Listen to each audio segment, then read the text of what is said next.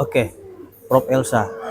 Ini kan Prof Elsa juga aktif dalam dunia organisasi perempuan di Republik Indonesia juga. Tentu kan sudah mengetahui lah seluk-beluk bagaimana sifat, ciri, dan motif tujuan seorang perempuan dalam melakukan suatu tindakan ataupun perbuatannya. Nah, apabila ada seseorang ya, kita bilanglah analoginya ataupun istilahnya seorang pelakor ya. Seorang pelakor itu ingin merebut suami kita ya, ataupun menggoda suami kita agar dia ngikut kepada pelakor ini dan dia tidak setia kepada istrinya. Bagaimana antisipasi yang dilakukan oleh seorang istri ataupun perempuan, ataupun kalau memang masih pacarnya kan gitu, ABG ini kan edukasi kepada masyarakat untuk mengantisipasi itu agar tidak terjadinya pengkhianatan hubungan antara suami istri kepada orang lain.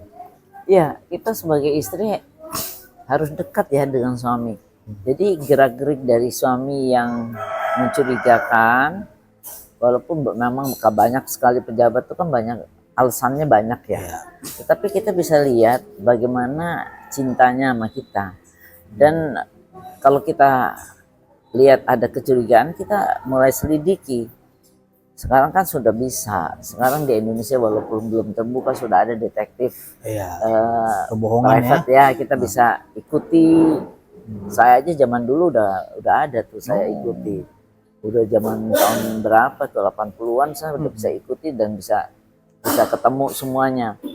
Jadi kalau tergantung dari istri, apa kita masih mencintai suami kita, kita kasih edukasi kepada suami dan kita kasih perhatian lebih supaya dia jangan kepada orang lain dan orang itu kita peringati. Ya. Apakah tujuan seorang pelakor ini ingin memorot harta kekayaan suami atau ingin mendapatkan tujuan memisahkan hubungan suami istri dari seseorang tersebut, atau dia ingin menghancurkan yang pengalaman-pengalaman terjadi? Pengalaman yang terjadi utamanya masalah ekonomi. Itu paling utama, ekonomi. Berarti rata-rata pelakor ini adalah orang yang kere gitu? Bukan kere, nafsu. Nafsu Duit. untuk menguasai duit. Waduh. Ya, udah menguasai duit, kurang puas dengan ekonomi dia. Padahal dia punya suami, memang pasti kere juga. Makanya dia mau untuk menjadi pelakor gitu. Jadi dia mau jadi pelakor. Itu kan sebetulnya perbuatan yang sangat-sangat rendah di dalam kastanya ya. Agama, di dalam adat istiadat kita. Nah, kemudian setelah dia menguasai kok enak ya, terus dia ingin memiliki.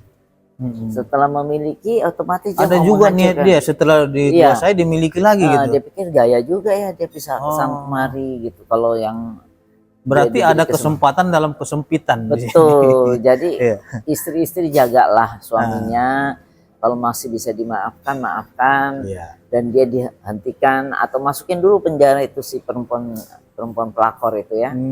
Tetapi kalau nggak bisa ya mau nggak mau, gimana dikasih tahu nggak bisa kan, bisa istrinya malah yang menghancurkan karir suami. Dampak kalau seseorang itu melakukan perselingkuhan ya, contohnya pelakor ini merebut laki seseorang itu, apakah ada dampaknya terhadap anak, keluarga, atau masa depan daripada keluarga tersebut? Apa yang menjadi dampak itu yang paling kasihan adalah anak-anak. Karena itu seorang istri, seorang ibu itu harus mendekap anaknya untuk tidak mengetahui hal ini.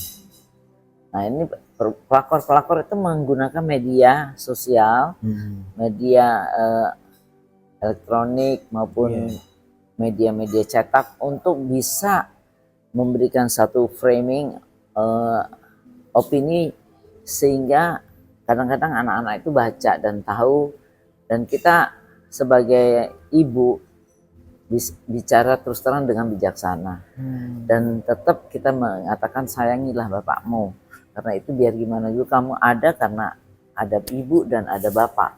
Jadinya itulah yang kita harus tanamkan. Memang tugas ibu memang berat, apalagi ibu-ibu pekerja ya. Saya kan ini juga pekerja. Apakah dengan kehancuran tersebut dan menimbulkan dampak kepada anak akan menimbulkan perceraian di antara mereka?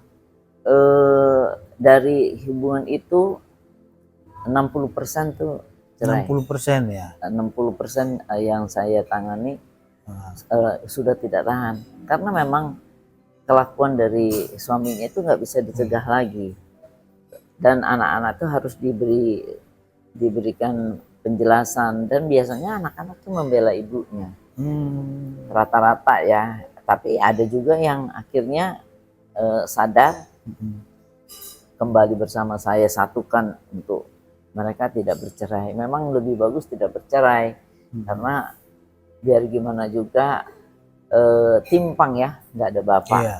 Nanti akhirnya mau ketemu bapak, kita juga nggak enak hati karena kita ingat kelakuan suami kita. Ini hal-hal dilematis yang luar biasa yang harus kita hadapi. Tetapi hadapilah dengan bijaksana. Dan saya lihat banyak sekali ibu-ibu sekarang ini pekerja. Misalnya pekerja di bidang sosial dan juga memang profesi, maupun juga mereka banyak sekali yang profesinya luar biasa yang sangat kita kagumi ya. Jadi kita jangan kita merasa ini udah kiamatnya kita. Oke. Jadi tema ini adalah tema terkait dengan diskusi dan kajian terkait dengan perselingkuhan ataupun pelakor. Jadi di segmen ketiga ya, kita akan bahas bagaimana